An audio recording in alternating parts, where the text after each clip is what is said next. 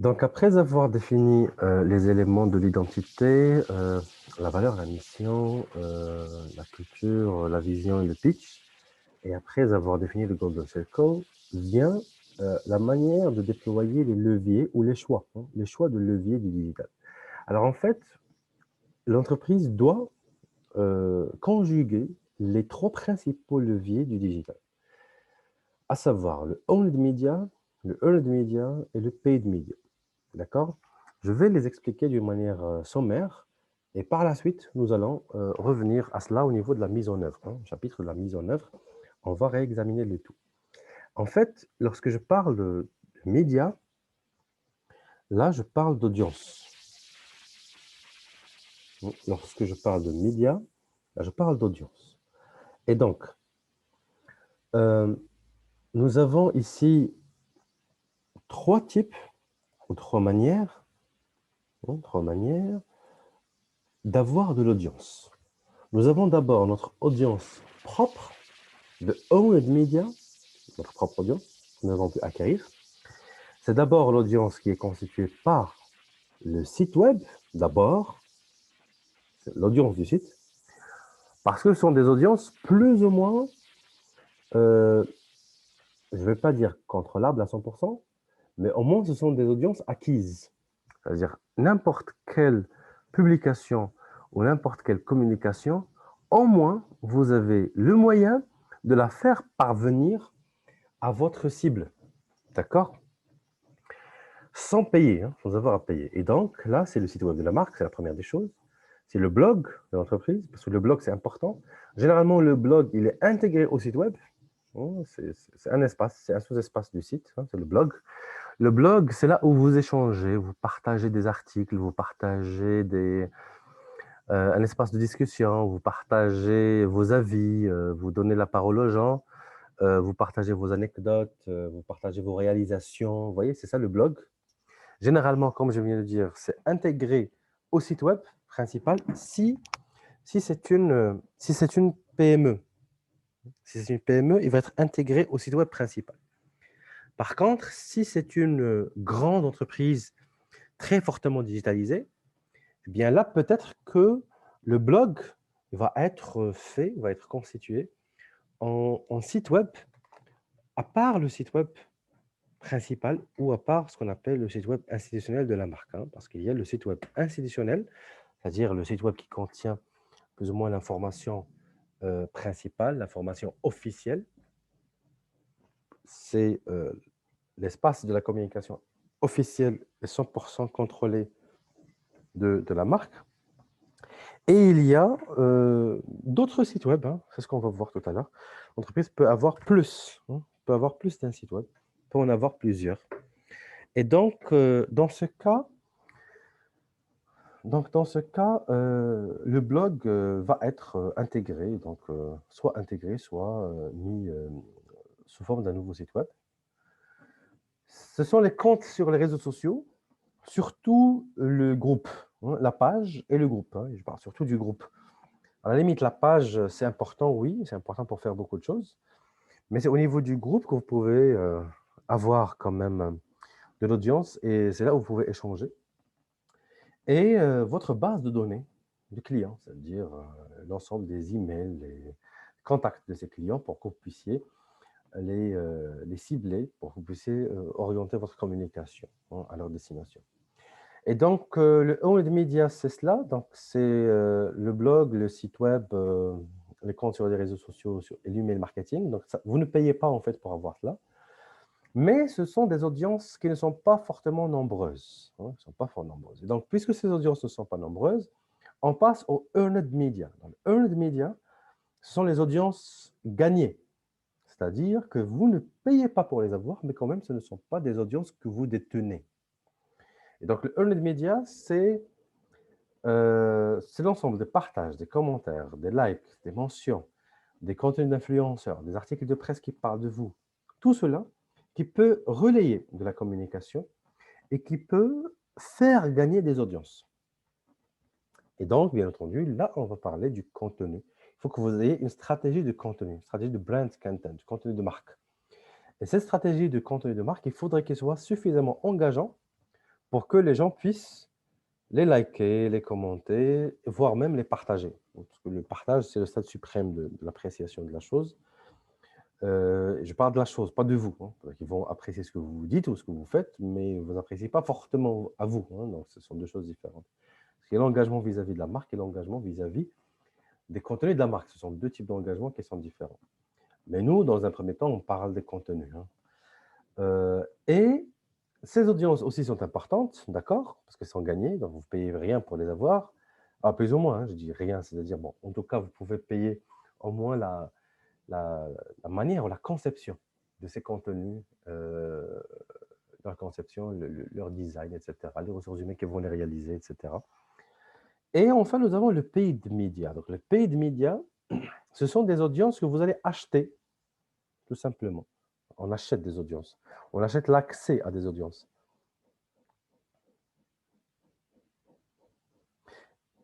Exactement, Wissal, elle parle de user-generated content. Donc, ça vient de cela. Ce sont les contenus d'influenceurs ou les contenus des personnes qui vont vous mentionner. C'est ça les mentions. Les mentions, c'est lorsque les gens vous mentionnent. Donc, les mentions, ce sont les mentions des personnes normales, ordinaires. Les contenus d'influenceurs, ce sont des user-generated content, mais qui proviennent de certains users qui sont particuliers, qui sont des influenceurs, qui ont eux-mêmes des audiences. Une fois la personne va avoir à elle-même une audience, si elle communique de vous hein, d'une manière gratuite, là, ça va être du earned media. Par contre, si la personne a une audience, mais vous la payez en contrepartie de ce qu'elle va dire, là, ça va devenir du paid media. Alors moi, je vais l'intégrer dans l'aspect de la publicité, dans le cadre de la publicité, et non dans le cadre du marketing d'influence. Bon, même le marketing d'influence, il y a deux aspects. Il y a le marketing d'influence payant et le marketing d'influence gratuit. Et donc, le paid media, c'est lorsqu'on paye pour avoir une audience, tout simplement. Et donc, on a le display, c'est-à-dire les bannières publicitaires, on a le search, c'est-à-dire lorsque je paye sur les mots-clés, comme ça, Google ou les moteurs de recherche vont indexer mes mots-clés directement et je vais apparaître suite à ces mots-clés. Et les programmes d'affiliation, c'est lorsque je mets des boutons sur mon site web qui vont renvoyer vers une marque ou vers un produit et donc on va toucher des commissions. Et donc, l'entreprise met en œuvre un peu ce programme d'affiliation. À chaque fois que vous avez de nouveaux inscrits par la suite, automatiquement, les gens pourront toucher une commission. Le native advertising, c'est-à-dire les publicités natives, soit publicités sur les applications mobiles, sur des jeux vidéo hein, en ligne, sur Netflix, sur des consoles de jeux, sur quoi d'autre? Native, on peut appeler. Aujourd'hui, on peut faire de la publicité sur Waze, hein, comme vous savez. Hein. Même sur Waze, on peut faire de la publicité. C'est-à-dire des publicités dans des plateformes qui ne sont pas initialement des espaces médias. Hein. C'est ça le native advertising, c'est-à-dire une publicité qui prend la forme de la plateforme dans laquelle elle est diffusée. C'est ça le native advertising. Aujourd'hui, c'est la tendance aujourd'hui, hein, c'est la tendance, c'est de faire de la publicité native. Bon, ça nécessite un petit peu de technicité, mais ça relève toujours du domaine du marketing.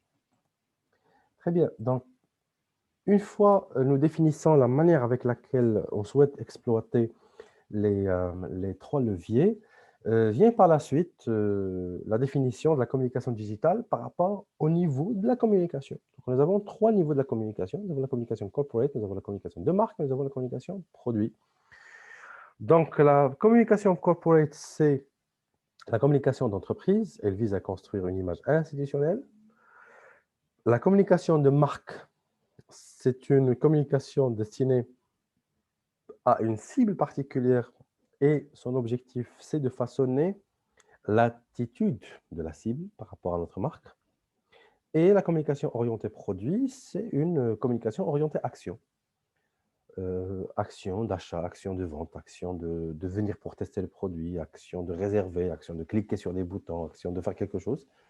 C'est une communication orientée produit, orientée action. Donc, nous avons 3 types de communication et chaque entreprise devrait avoir sa stratégie de communication par rapport à ces 3 choses, par rapport à ces 3 volets. Par rapport à la communication corporate, qu'est-ce que vous avez? Par rapport à la communication de marque, qu'est-ce que vous avez? Par rapport à la communication orientée produit, qu'est-ce que vous avez? Donc, en fait, il faut avoir 3 types de communication que vous allez devoir entretenir. Et donc, je vais commencer par la communication institutionnelle.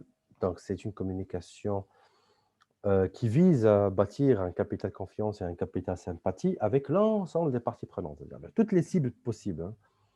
Les clients, les prospects, distributeurs, fournisseurs, instances publiques, établissements financiers, associations de consommateurs, syndicats, concurrents, milieux éducatifs, scientifiques, employés, cadres de l'entreprise, associés, tout le monde. C'est-à-dire c'est une communication transversale. Le même message devrait être adressé à tout le monde. Et donc, ça a beaucoup plus une connotation stratégique, corporate, institutionnelle, qui porte sur l'entreprise dans sa globalité. Qui communique sur des choses généralement qui relèvent de la vision, qui relèvent de la culture, qui relèvent de ce que nous avons vu au tout début. D'accord? Et donc, il y a des entreprises qui ont quand même institutionnalisé cette communication-là. Ils l'ont mise sous forme de process. Comme on voit ici le site de Renault, hein. Donc, Renault, ils ont un site web qui s'appelle media.renault.com. Donc, c'est un site web de communication institutionnelle qui parle de tout ce qui se passe au niveau corporate. Alors, si on examine un petit peu, alors je vais partager l'intégralité de l'écran. Donc, si je mets Média Renault, je vais aller voir le site de mediarenault.com. English, Média Renault, FR, Média Renault. Oui, j'ai deux choses, attendez, je vais voir en anglais et en français. Je vais voir est-ce que c'est la même chose déjà ou pas.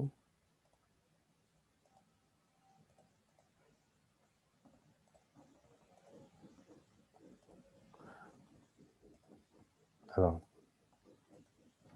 vous voyez, alors, ça c'est le site web, media.renault.com. Lorsque j'ai mis Média Renault, donc j'en ai deux.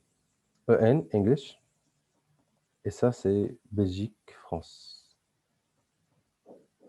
Déjà, ce sont deux choses différentes.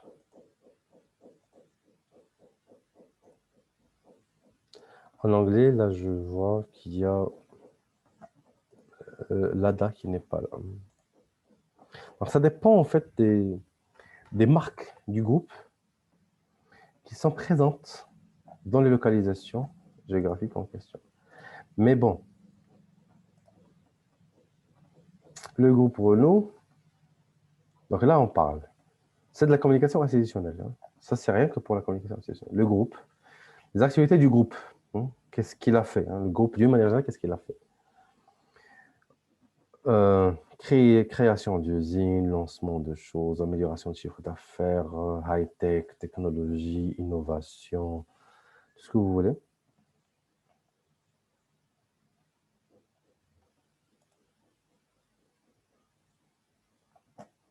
Parce qu'on voit un peu les news, actualité.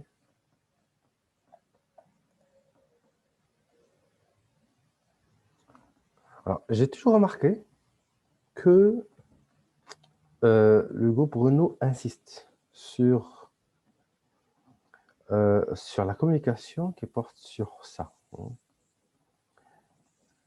Donc, ils disent Fernando Alonso rejoint l'écurie Renault. Formule 1. On parle de la présence de Renault au niveau des parcours de Formule 1. Et donc, au niveau des parcours de Formule 1, là, je vois quand même qu'il y a des informations, des photos. Et la Formule 1,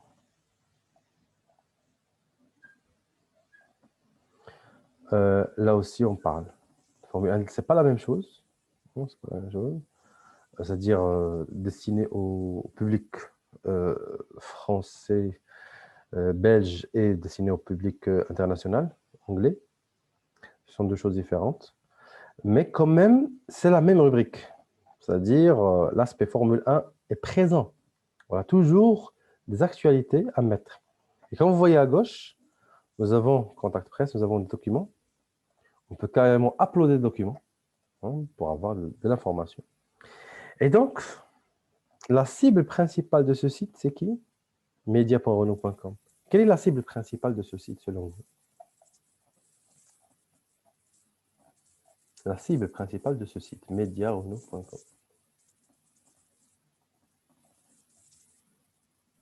Monsieur la presse. La presse, et donc plus particulièrement, c'est qui?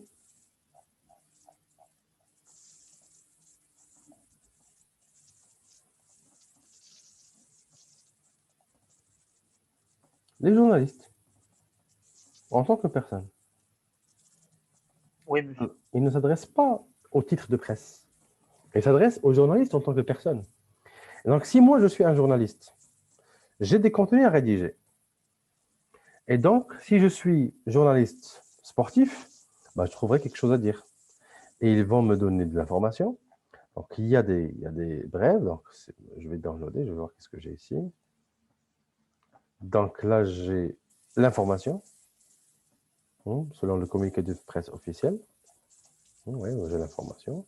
J'ai la synthèse, j'ai la photo, les photos, j'ai quelques témoignages prêts, je vais juste copier-coller. J'ai le responsable un peu de cela, qui est responsable de la rédaction de cela. Donc, c'est la personne à contacter si j'ai envie d'avoir un peu plus d'informations. J'ai un document et j'ai des photos. Généralement, ça devrait être des photos en bonne résolution, j'ai l'impression. Ça doit être des photos en bonne résolution. Comme ça, je pourrais les intégrer. Vous voyez, ce sont des photos en bonne résolution, vous voyez. Vous voyez, c'est quand même... ça ne se pixelise pas. Ça n'est pas pixelisé. C'est-à-dire c'est pris d'une manière professionnelle pour que je puisse l'intégrer, si je souhaite, à mon article, à mon site web, à mon titre de presse que je rédige ou autre. Et donc, si on est, par exemple, un journaliste, ça suffit d'avoir les bonnes sources d'informations pour que je puisse avoir du contenu au quotidien. Et bien entendu, on pourrait avoir un fil Twitter de Média Renault. Comme un encore. Je connais de l'autre. C'est en tout cas.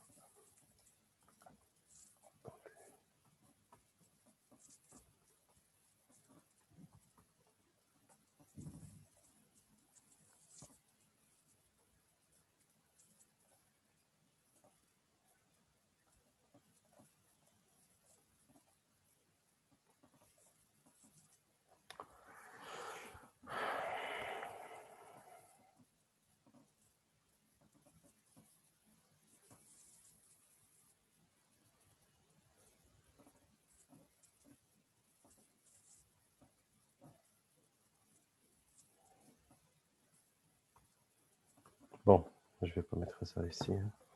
Donc, en tout cas, j'étais en train de parler du Média Renault. Donc, c'est juste pour vous montrer un peu que c'est un site qui s'intéresse à beaucoup de choses et qui offre du contenu prêt, principalement, pour qu'il soit relayé.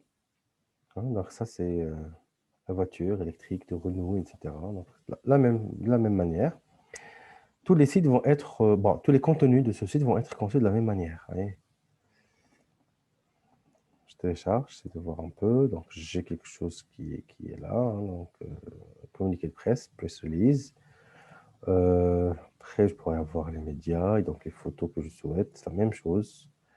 Je peux avoir la photo que je souhaite. Généralement, ils sont libres de droit. Donc, il n'y a pas de mention copyright ou autre. Par contre, ils cherchent à ce qu'on puisse les relayer. Toujours la même chose, ça va être en haute résolution. Vous voyez, c'est en haute résolution. On peut même voir sur les pneus, c'est pneus Michelin. Voyez, on peut voir que voyez, c'est assez bien pris par rapport à l'image. C'est-à-dire que ça va être en haute définition et très bien fait. Ce sont généralement des... Voilà, ils offrent ça en couleurs différentes, comme ça, ils peuvent être adaptés à tout type d'insertion que l'on souhaite avoir, etc. Très bien. Et donc là, je parlais un peu de...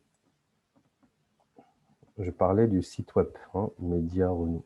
Ça, c'est un exemple de site web qui a bien conjugué la communication institutionnelle. Et donc, bien entendu, ils ont aussi un fil Twitter du groupe Média Renault. Donc, c'est la même chose.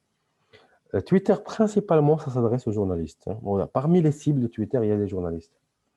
Parmi les principales cibles de Twitter, ce sont les journalistes. C'est-à-dire que si vous êtes connecté à Twitter tout le temps, eh bien, sur Twitter, vous allez pouvoir quand même... Attendez, c'est important quand même. J'arrête le partage. Une seconde.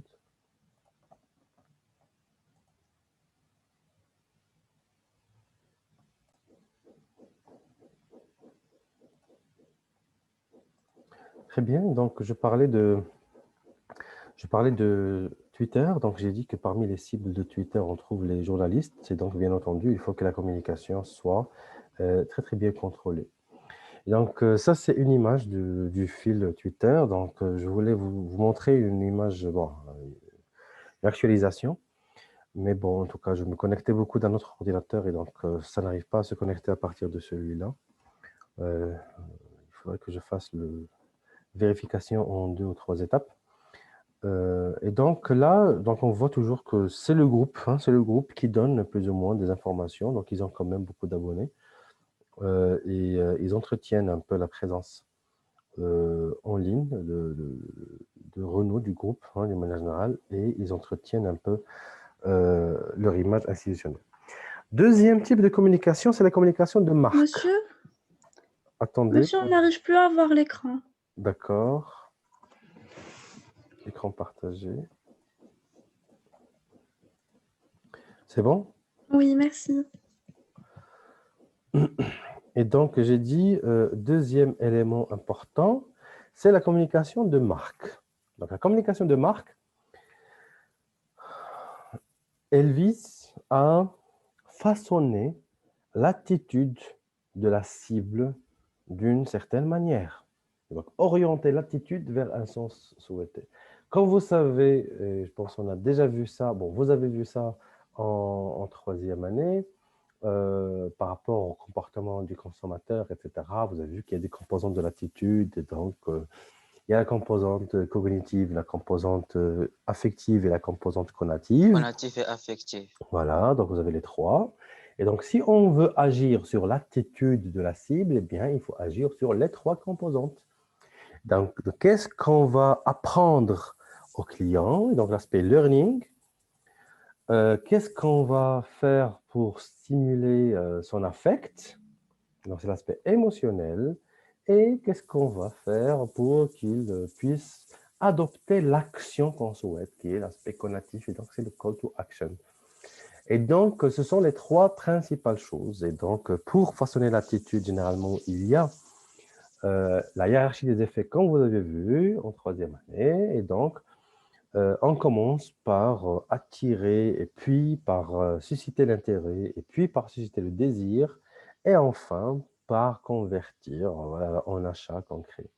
Et au-delà, on essaie de faire en sorte que la personne effectue le comportement souhaité et qu'elle soit fidélisée.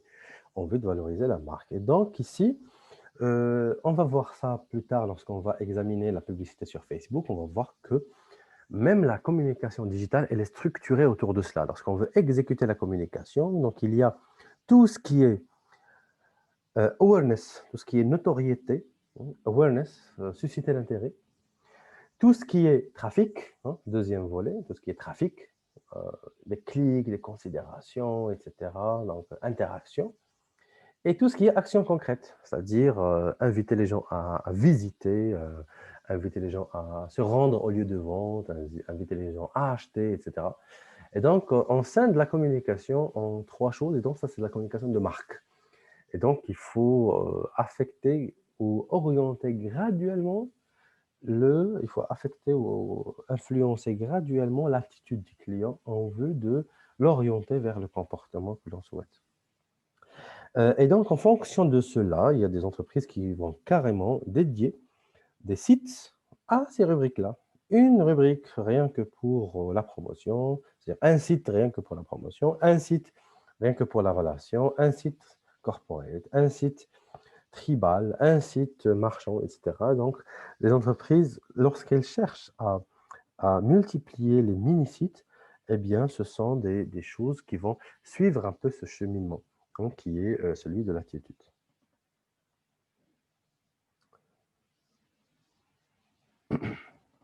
Et donc, le troisième type de communication, c'est la communication orientée produit, orientée service. Comme j'avais dit tout à l'heure, c'est pour stimuler les ventes, soit online, soit offline. C'est-à-dire, rien n'empêche qu'on oriente le client en magasin. On n'a pas besoin quand même de réaliser la vente en ligne pour qu'on fasse du marketing digital. On peut toujours faire du marketing digital et orienter la personne au lieu de vente physique. Rien n'empêche. L'objectif, c'est juste de savoir comment contrôler les choses et de savoir, bien entendu, quel message persuasif. Et donc là, on va être dans les techniques de la persuasion. On va être dans les techniques efficaces. On va faire un choix, on va ajouter des choix de couleurs un peu plus persuasives, comme je viens de dire, c'est-à-dire forcer les gens à prendre des positions, plus ou moins, ou les inciter très rapidement à l'action en offrant des avantages qui vont être limités dans le temps. Plus on limite la chose dans le temps, plus on invite la personne à se décider très, très rapidement. Et donc, c'est cela.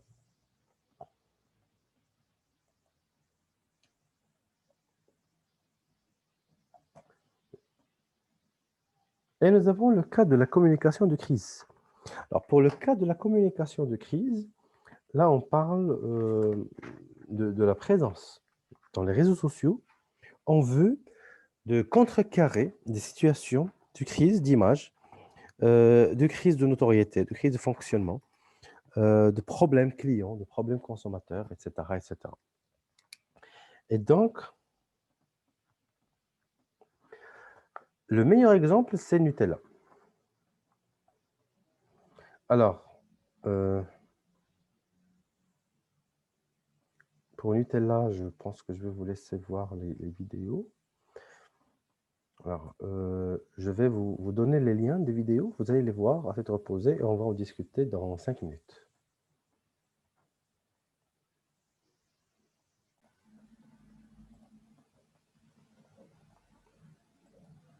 Très bien. Donc, par rapport à Nutella, c'était une situation de crise parce que on vient de dire que la taxe qui était proposée, c'était une taxe soumise au Sénat, elle pointait du doigt les entreprises qui utilisaient l'huile de palme, et puisque Nutella était l'une des entreprises qui utilisait le plus l'huile de palme, on a baptisé la taxe Nutella. Et donc, ça touchait directement le groupe Ferrero. Et donc, les techniques de riposte, parce que ce qui nous intéresse le plus, ce sont les techniques de riposte de Nutella. Et donc, Nutella a commencé par travailler sur la communication institutionnelle d'abord, hein, c'est-à-dire elle a commencé à parler grosso modo de la composante de l'huile de palme. Elle a essayé de dire, d'accord, essayons d'en parler. Est-ce que c'est nocif à 1000%? Est-ce que c'est vraiment nocif? Est-ce que c'est vraiment ce qu'on dit de l'huile de palme? Bon, ils n'ont pas parlé de l'aspect déforestation, mais ils ont parlé des effets hein, de l'huile de palme sur la santé.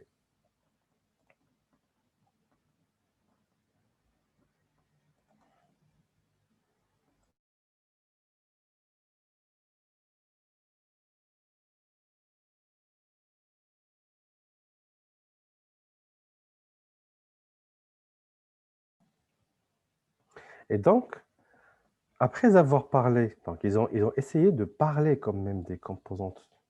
C'est bon, celui-là.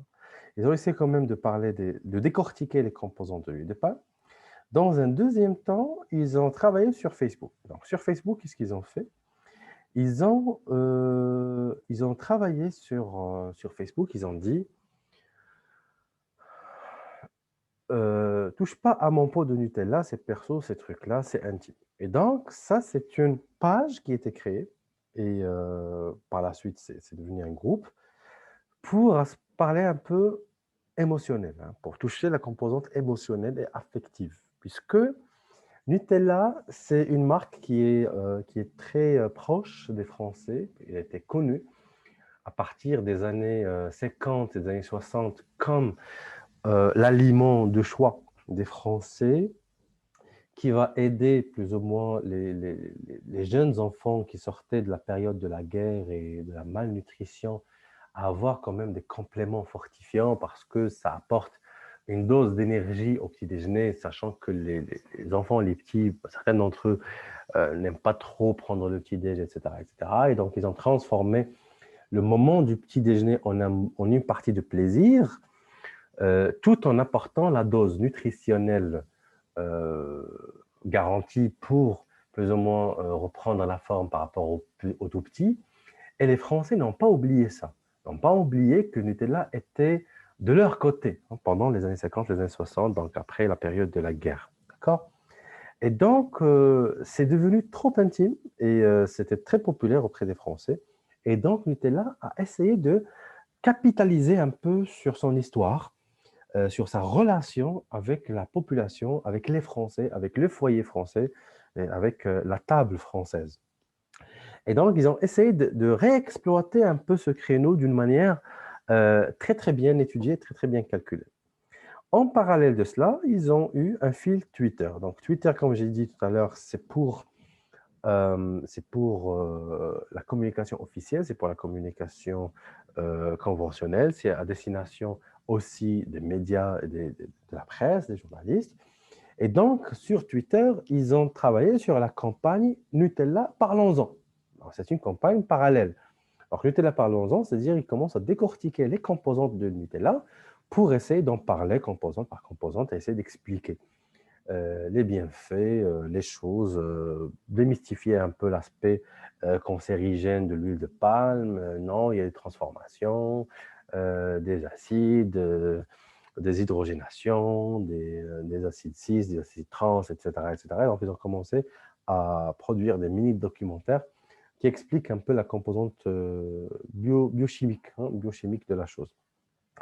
Et donc, ces tests-là, ils ont essayé de déployer un peu ces campagnes. Et en 2015, ils ont continué avec une campagne de Dites-le avec Nutella. Je pense que c'est une campagne qui a duré quelque chose comme 2 ans, 3 ans. Dites-le avec Nutella, donc ils ont commencé à proposer aux gens, donc sur le site Dites-le avec Nutella, de façonner un peu cette étiquette, et d'écrire un peu ce que les gens souhaitent, et de prendre en photo cela. Bon, en tout cas, ils le mettent sur le site. Bon, sur le site, c'est vraiment comme ça. Et on commence à écrire ce qu'on veut. La première lettre allait être automatiquement coloriée en noir, et le reste colorié en rouge avec la charte graphique et la police d'écriture de Nutella. Donc, c'était paramétré avec la taille aussi de Nutella.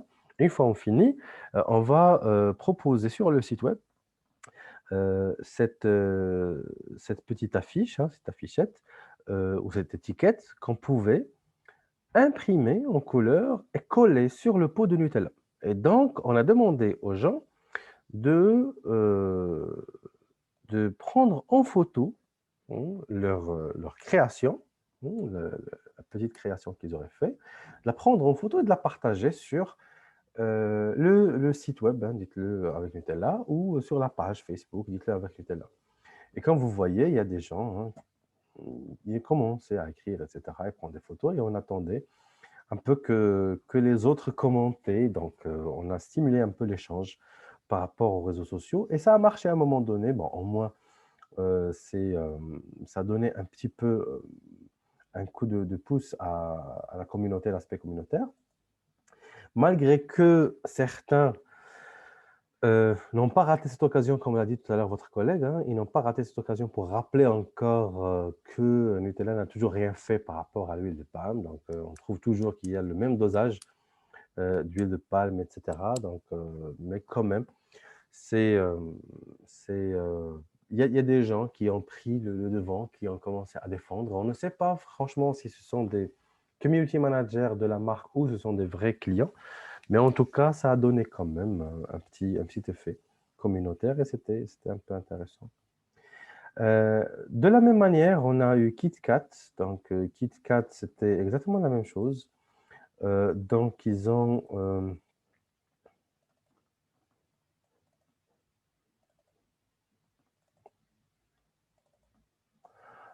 par rapport à KitKat aussi, c'était Greenpeace. Donc, je vais diffuser rapidement juste pour voir. Non, ça c'est...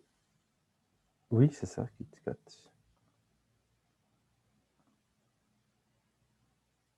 Alors, ça commence comme ça. Donc, à l'époque, c'était ça, la publicité du KitKat. On montrait une personne en train de travailler, qui s'ennuie au travail. Et on met have a break, c'est-à-dire prendre une pause avec KitKat, un break KitKat.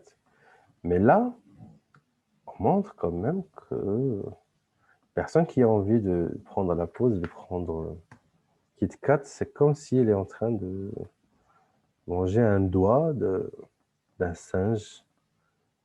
Donc il y a le singe, il y a le doigt du singe, et il y a la connotation de l'huile de palme, des palmiers, hein, de ces forêts. Et donc c'est comme si, en consommant,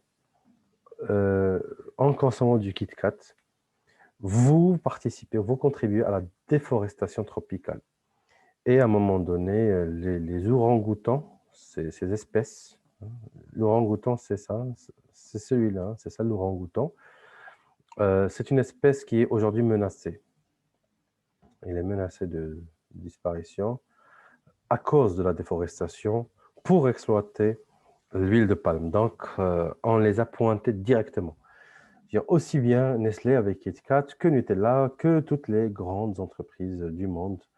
Donc ça, c'était une campagne Greenpeace. Hein. Donc c'est eux qui ont lancé cette campagne pour une mobilisation générale. J'ai l'impression qu'il y a quelque chose. Et après, donc, ils ont aussi fait quelques manifestations. Hein, parce que carrément, les orang-outans, voilà, vous voyez, donc ils sont carrément partis de KitKat vers Killer avec la même charte graphique de KitKat. Donc c'était devant la porte de Nestlé. Bon, c'était une petite action, mais elle était fortement médiatisée. Ils ont pris ça en vidéo et donc ils l'ont relayé sur les médias sociaux pendant une bonne durée de temps.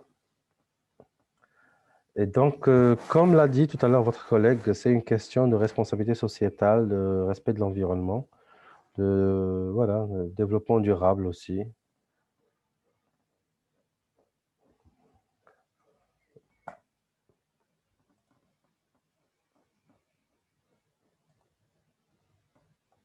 Très bien.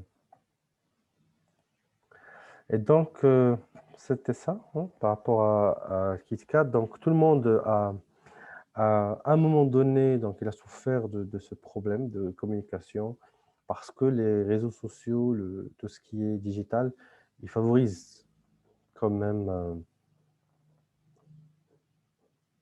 Est-ce que vous avez vu les vidéos déjà que je viens de partager? Oui, non? Les vidéos que je viens de partager. Vous êtes avec moi?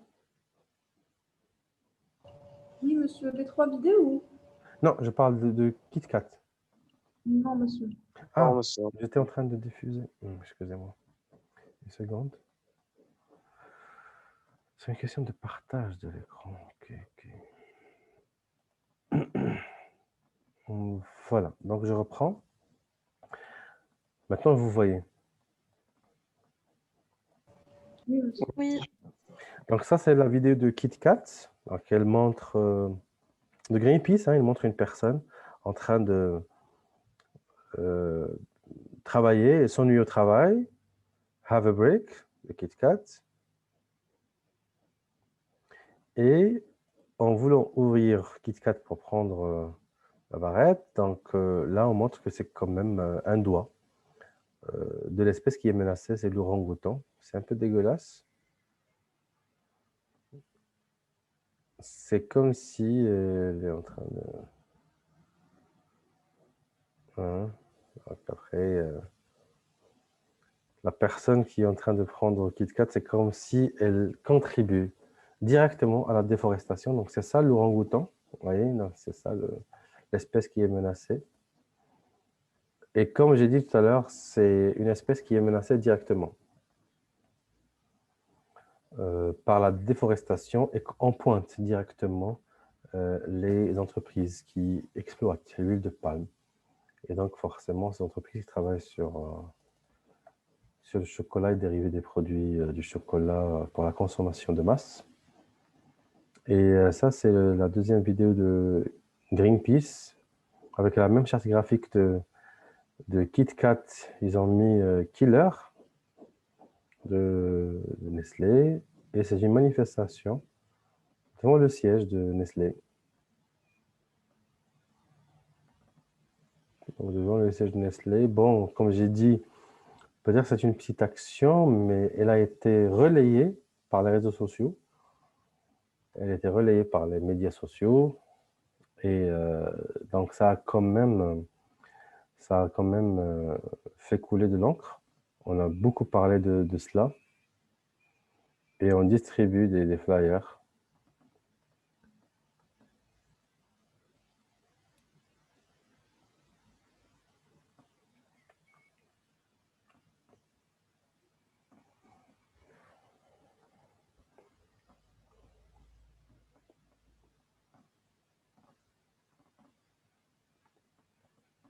Très bien. Donc ça, c'est par rapport à la crise, la communication de crise. Donc, bon, dans le cas de KitKat, bon, c'est le cas de la crise, mais bon, chaque marque, elle essaie quand même de faire avec. Chaque marque essaie de se défendre. Certaines marques ne font absolument rien, parce que c'est parmi les conseils qu'on donne en cas de situation de crise, c'est de ne rien faire en attendant de voir un peu la tendance. Est-ce que ça va passer? Est-ce que les gens pourraient... est-ce que c'est juste un effet de vague qui pourrait passer? Donc, on ne sait pas. Donc, c'était cela. Donc, il y a beaucoup d'autres choses, d'autres exemples de l'aspect de crise, la communication de crise. Ça peut toucher des personnes, ça peut toucher des entreprises, ça peut toucher des marques, ça peut toucher des États, des pays, etc. etc. Donc, il y a aussi l'effet Streisand. Donc, il y a l'effet Streisand, donc j'en parle rapidement. Donc,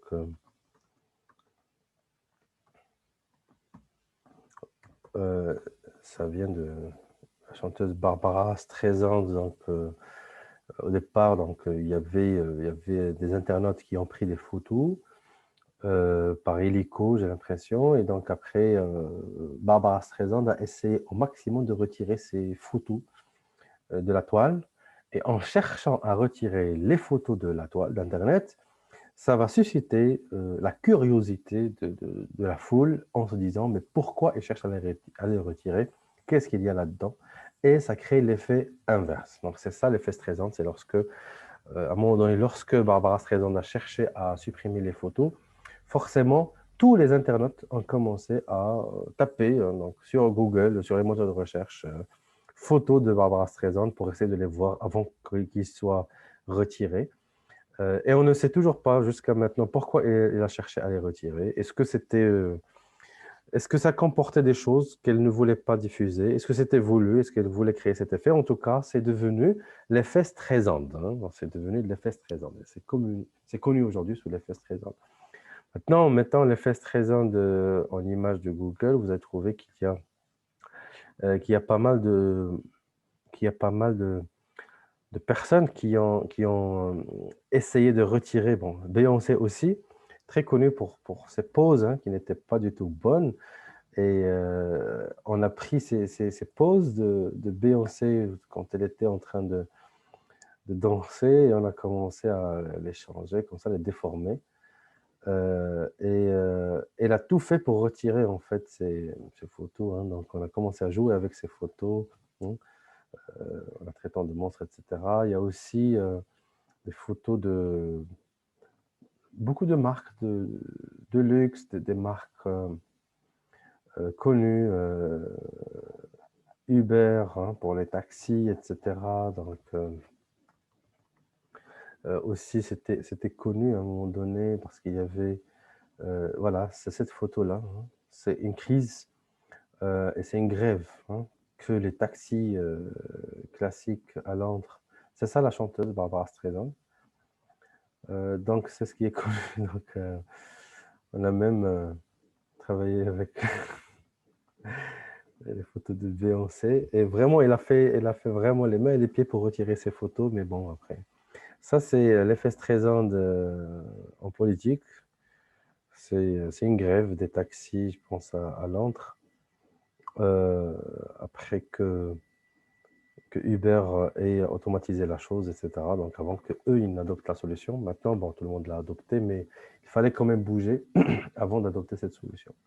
Très bien. Donc, ce sont des éléments quand même de la communication qui sont à prendre en considération. Et l'exemple ne manque pas. Il y a énormément d'exemples. Maintenant, on va passer aux travaux pratiques. Hein. Je vais expliquer les travaux pratiques dans une nouvelle vidéo.